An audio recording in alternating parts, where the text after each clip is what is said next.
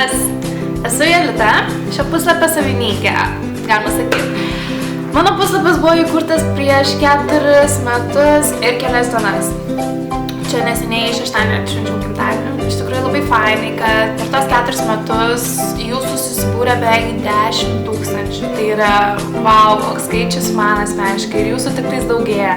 Todėl ačiū, kad laikinate, kad dalinatės, kad prisijungiat prie mano puslapio ir visaip kitaip atkreipėte dėmesį, nes tai yra man labai svarbu. Net nebūčiau svajojus, kad kada nors pradėsiu tokią veiklą, kad piešimas, kuris buvo mano tarsi hobis nuo vaikystės, kada piešdavau mėnulio įreivės ir visokius kitokius anime personažus, taps mano didžioji gyvenimo dalis.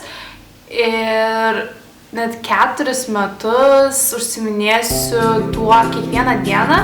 Ir kadangi susilaukiu tiek daug dėmesio iš jūsų, bet norėčiau visą šitą veiklą perkelti į kitą lygį, susikūriau YouTube kanalą, kuriame norėčiau talpinti savo video, kuriuose piešiu, dalinu jums patarimus, kaip patiems pradėti piešti, ar tiesiog parodau, kaip tai daryti ir galbūt tie mano patarimai jums pasinaudos ir pagelbės tobulėti.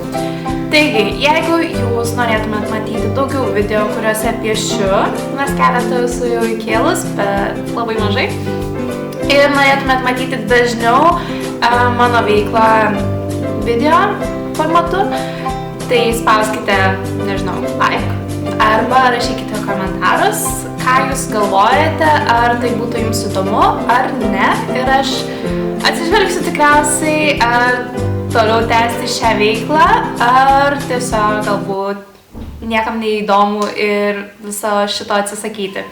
Tad labai dar kartą noriu padėkoti jums už tai, kad esate ir būnate ir būsite tikriausiai. Žiauriai didelis ačiū. Kadangi nemoku prieš kameras šnekėtis ir man labai keista, tai labai jaudinuosi ir šito dalyko tikriausiai neįprasiu daryti